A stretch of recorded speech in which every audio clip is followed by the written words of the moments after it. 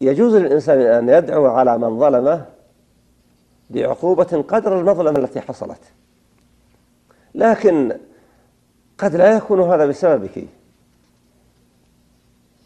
قد لا يكون ما حصل لهذه ولتلك بسبب دعائك، فإن الدعاء يستجاب من المظلوم.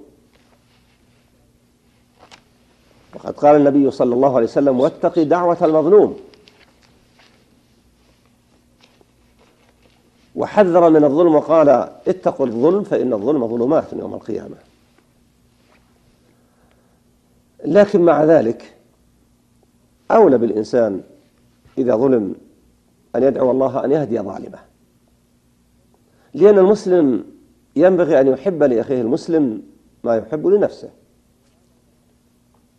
هو لا لوم عليه إن دعا على من ظلمه بأن يعاقب بقدر ما حصل له من مظلمة، إلا أن الأحب إلى الله أن يعفو، والله أثنى ومدح العافين عن الناس، والله يقول: وأن تعفوا أقرب للتقوى،